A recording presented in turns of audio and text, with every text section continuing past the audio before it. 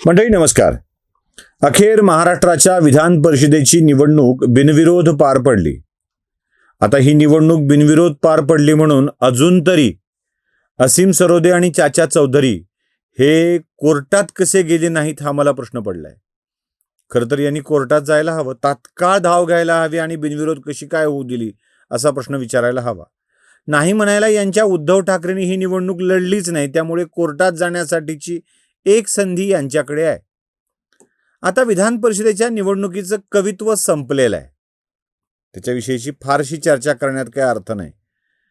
भाजपवाले extra उमेदवार देतील, किमान राष्ट्रवादीला द्यायला सांगतील, गेला बाजार शिंदेंना सांगतील किंवा काँग्रेसलाच उभं करायला लावतील आणि सेनेच्या उमेदवाराला फटका बसवतील. या सगळ्या आडाख्यांना चुकीचं ठरवत भाजपवाल्यांनी सुद्धा ही निवडणूक बिनविरोध होण्यामध्ये आपला इंटरेस्ट दाखवला आणि ही निवडणूक अखेर बिनविरोध झाली.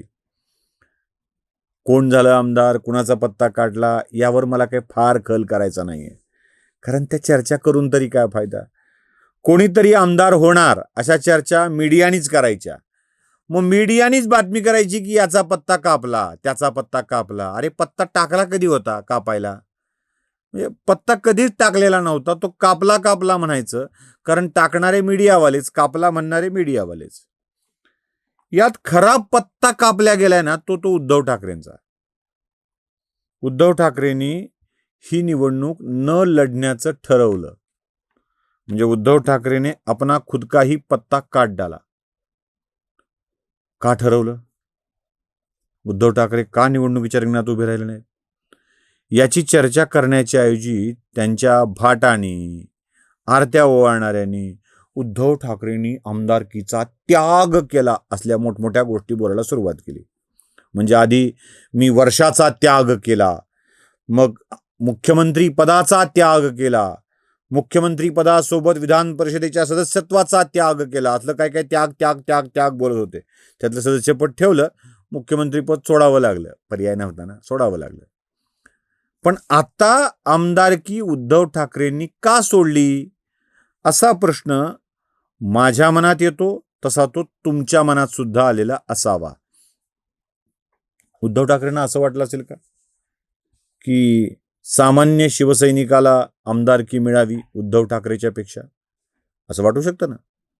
म्हणून सामान्य शिवसैनिकाला म्हणजे अंबादास दानवेला, ज्यांच्या कार्यालयावरच्या बोर्डावर उद्धव ठाकरे, आदित्य ठाकरे आणि बाळासाहेब ठाकरेच्या तोंडाचं काय झालं होतं सगळ्या जगाला ठाऊक आहे. फोटो दाखवतो, सांगत नाही काय झालं होतं ते, फक्त फोटो बघा.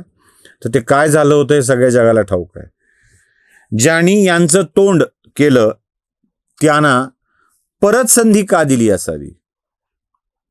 अंबादास दानवेंच्या मध्ये असे कोणते नेतृत्व गुण उद्धव ठाकरेंना दिसले असतील की त्यांनी ही संधी दिली? की मला नको बाबा, बनवा कोणालाही म्हणून अंबादास दानवेंना संधी दिली गेली आहे का? मग आमच्या अक्का काय वाईट होत्या का? मला ह्या सगळ्यातही पडायचं नाही. मला प्रश्न एवढाच आहे, उद्धव ठाकरेंनी आमदारकी का सोडली? या प्रश्नाचं उत्तर मी शोधू लागलो तेव्हा सहजपणे फेसबुकवर, इंटरनेटवर स्क्रोल करता करता दोन वेगवेगळ्या माध्यमांच्या बातम्या दृष्टीस पडल्या. एक मठाची असावी आणि अजून एक कुठल्या तरी टीव्ही चॅनलची, TV9 वगैरे असल्या.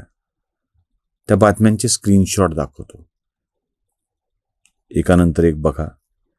त्यात तुमच्या लक्षात येईल की उद्धव ठाकरेंनी आमदारकी का सोडली. दोन्ही बातम्यांच्या मध्ये अंबादास दानवेंची प्रॉपर्टी किती वाढली यावर चर्चा आहे. नीलम गोरेंच्या स्थावर मालमत्तेचा किंमत किती वाढली याची चर्चा आहे. जंगम मालमत्ता किती वाढली याची चर्चा आहे. सगळ्याच आमदारांच्या प्रॉपर्ट्यात झालेली वाढ ही माध्यमांच्या बातम्यांचा विषय होती. उद्धव ठाकरे मुख्यमंत्री होऊन एकदा विधान परिषदेची निवडणूक लढले. त्यावेळेला ठाकरेंची प्रॉपर्टी शपथपत्र देऊन जाहीर करावी लागली आणि ती जाहीर केल्यानंतर आमची गौरी भिडे नावाची एक भगिनी, तिला ही प्रॉपर्टी बघून आश्चर्य वाटलं आणि तिने कोर्टाला एक प्रश्न विचारला की यांच्या संपत्तीचं ऑडिट करणं आवश्यक आहे. कारण उद्धव ठाकरे आणि ठाकरे परिवाराचा मूळ व्यवसाय काय असेल तर तो सामना छापून विकणे किंवा सामनात काही गोष्टी छापून विकणे, छापून देणे, छापखाना यांचा. कारण उद्धव ठाकरेंचा फोटोग्राफीचा व्यवसाय फारसा चालत नाही.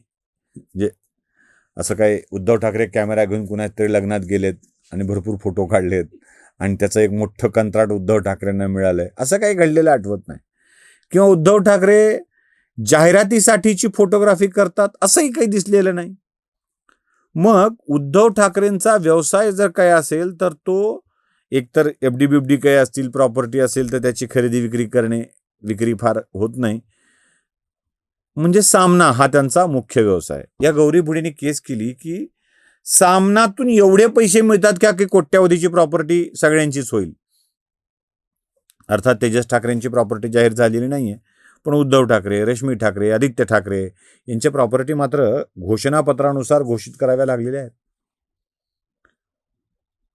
निवडणुकीच्या वेळेला 2019ला उद्धव ठाकरेंनी घोषित केलेली प्रॉपर्टी आणि आता 2026ला जर उद्धव ठाकरेंना प्रॉपर्टी डिक्लेअर करावी लागली असती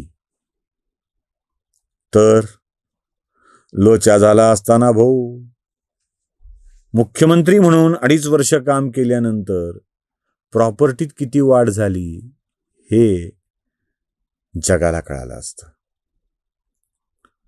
उगाचच एक आमदारकी घेण्याच्या नादात आपलं सगळंच उघडं करून दाखवायचं, त्यापेक्षा आमदारकीच नको असा निर्णय उद्धव ठाकरेंनी घेतला.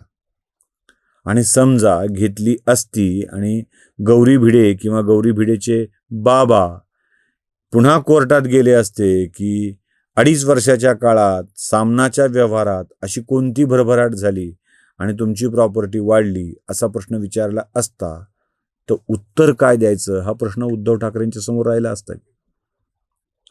मग उगाच एक आमदारकी मिळवायच्या नादात आपल्या सगळ्या पूर्वसंचिताला जगाच्या समोर आणण्यापेक्षा उद्धव ठाकरेंनी एक उत्तम निर्णय घेऊन टाकला, तो म्हणजे प्रॉपर्टी जाहीर न करण्याचा. आणि हा निर्णय होता निवडणूक न लढण्याचा. जो सुज्ञपणा त्याच वेळेला उद्धव ठाकरेंनी दाखवला असता तर जास्त बरं झालं असतं, तो आता दाखवलाय. अंबादास दानवेंना विधान परिषदेचं तिकीट बहाल करून त्याग वगैरे केलेला नाही आहे, तर आपलं जे उघडं पडतंय ते झाकण्याचा प्रयत्न केलाय, एवढंच. नमस्कार. जागृतीचा विधायक बुरुज